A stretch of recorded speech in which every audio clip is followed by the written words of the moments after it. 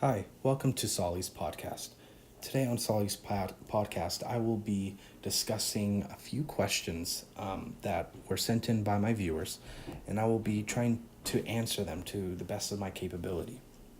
I will not have a chance to get through every question, but I will touch on the most important ones to me and what I feel like I can cover the best. Please sit back and I hope you enjoy. First question is, why have you chosen to become a teacher? And in what ways might you understand teaching as a calling? Well, I understand teaching only as a calling because I never wanted to become a teacher until I believed it was my calling to do so. Let me elaborate on that. In freshman year, in fact, before freshman year of high school, I've always wanted to be a lawyer.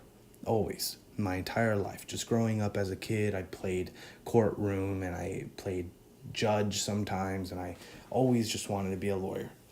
But as a freshman in high school, I became a part of the Christian club.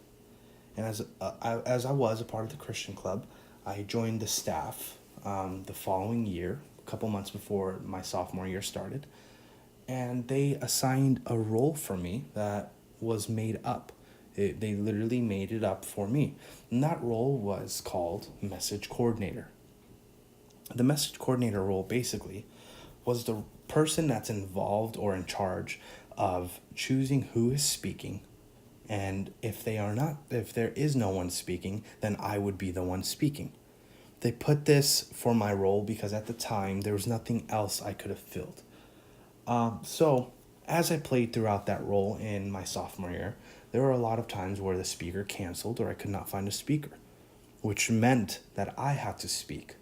When I went and spoke, I basically made it a teaching. And I've received a lot of great feedback at the time for my lessons and the teaching that I was doing in the Christian club. And it was then that I realized, okay, wait, I might be good at this. And so I kept teaching and teaching, and I started teaching at my church, the junior high group at my church every week. And I started teaching a Bible study at Starbucks every single Wednesday mornings before our late start in high school. And everybody would come in to hear what I had to say, and I didn't know why. And I think it is because of the connection I had with them, which is actually the second part of the question. This is question number 2, and I'll read it before I go on. The question is, to what extent might you see teaching as a part of your journey in experiencing connection, community, and wholeness? I believe I was a good teacher, and I believe I sort of am still a good teacher, I guess, because of the connection I'm able to create. Not because I'm a knowledgeable person, not because I'm a good person, not because of any of the above or any of the below. It's simply because of the connection I'm able to create with whoever I am speaking to. And I noticed this especially because that is the main piece of feedback people would give me when they would give me feedback on my lessons or my teaching, is that they felt so connected to me. They felt connected to my message. They felt connected to the lesson or the teaching at that time and today. And I believe this fosters community well, and it creates a sense of wholeness for all of us as a community, not just me creating it for other people or other people creating it for me. I believe it all plays a role. The connection plays a role in creating wholeness, which I believe also is that wholeness is another word for holiness. It's together, and not necessarily the holiness that God has, but the holiness to us as humans and the aspect of the measure we can achieve of holiness. It's being whole with one another and being in wholeness, not in pieces, not torn apart, but together as a community in connection and in wholeness. And I touch on that a lot because that is what drives me to teach. So, back to the main point of the question, that is when I experienced my calling to teach my sophomore year. Originally, I thought, okay, I'm going to teach college. When I get into college, I'm going to major in whatever I need a major to teach college and do my master's and eventually a PhD so I can teach college and be a professor for the rest of my life.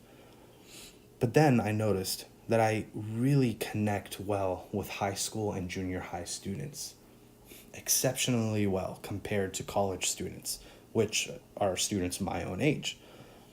And so I decided, okay, I think maybe it'd be a better idea to just be a high school teacher.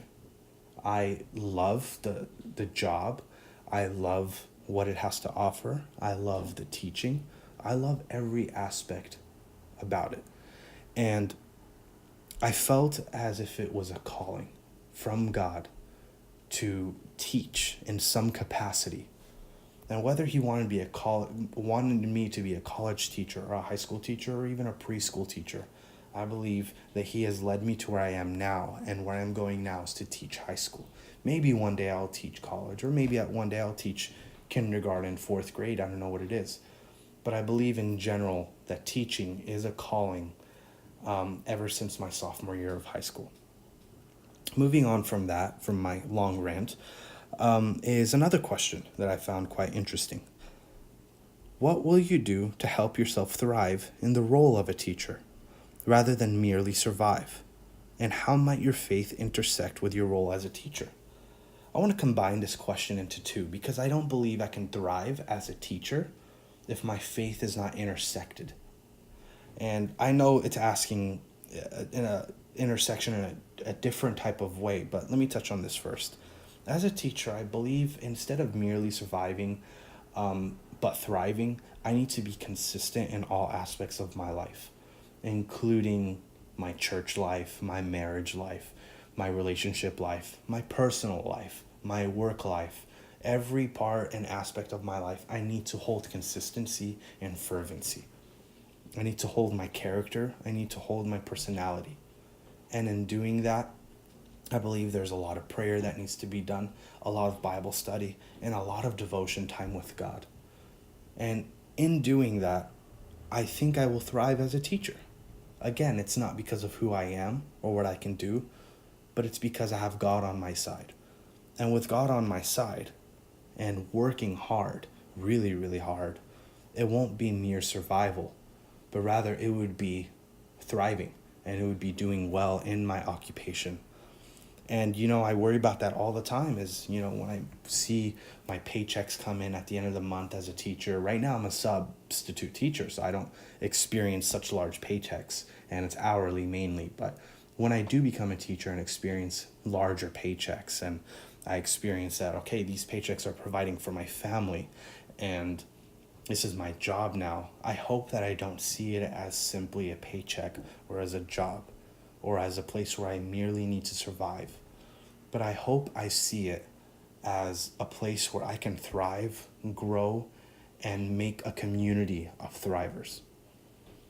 So, to wrap this up, I know I've only talked about 3 of the questions that were submitted by my viewers, but I feel that it is necessary to really thrive in whatever workplace anybody is in, whatever occupation anyone is in. And for me, it happens to be a teacher. I'm obviously not doing this for the money, although the money is a good side effect. But if I was doing this for the money, I would definitely find another more suited occupation.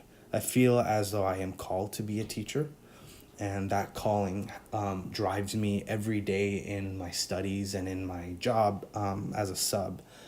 And hopefully one day I can be a teacher, and the teacher that God has called me to be. Thank you for tuning in to Soly's podcast. I hope I didn't bore you to death, and have a good one. Bye.